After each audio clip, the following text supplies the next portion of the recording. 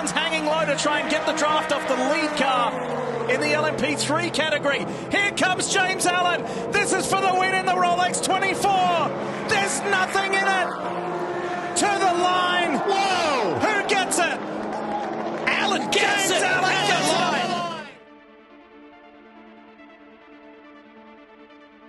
it. line. Yeah, when you think about the loss, unfortunately we're on the wrong side of history. It was the closest loss or the closest win, depending on what side you're on, 16,000th. And, just, again, tons of emotion that go into it. And it just, after 24 hours, it's hard to believe that you can have two cars on the last lap, so close to each other, fighting, and literally it's about a foot when you're traveling that distance of margin to victory.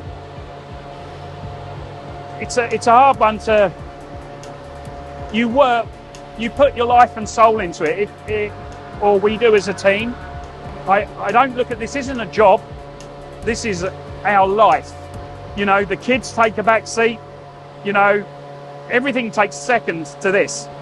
So you work for a year with everything you do, even though this is only a 2 week, but you put a whole year's worth of effort into making these 2 weeks work, like you do with all the races. So the disappointment of being so close and then being pipped at the post is massive. But you have to be realistic. The last chicane, the P3 was in front of us, caused a little bit of aero wash, made the driver feel, maybe I just need to back off to get a better exit, and that's what cost us.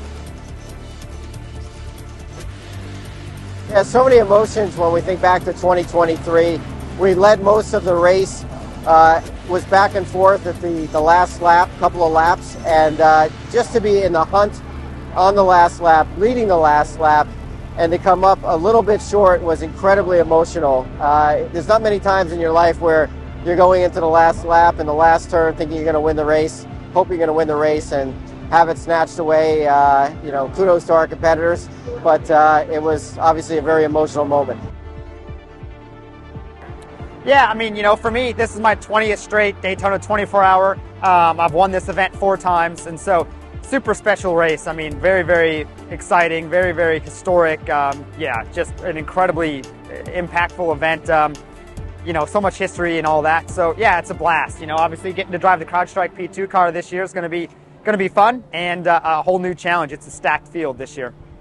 Yeah, I know last year was tough for George and the Crowdstrike team. Obviously they did a great job. They put the program together just a few months before the race. And so to come out and finish in second was an unbelievable feat. I know it hurts when you're that close to winning the race.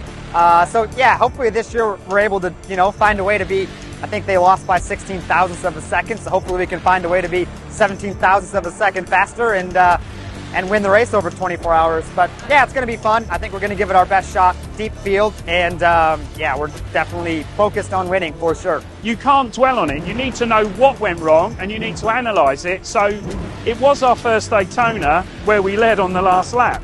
So now we've actually put procedures in place that we can help the driver a little bit better. There was something we could have done that would have enabled us to finish in front, not by a lot, but there was something we could have done which we've actually done and put into place now.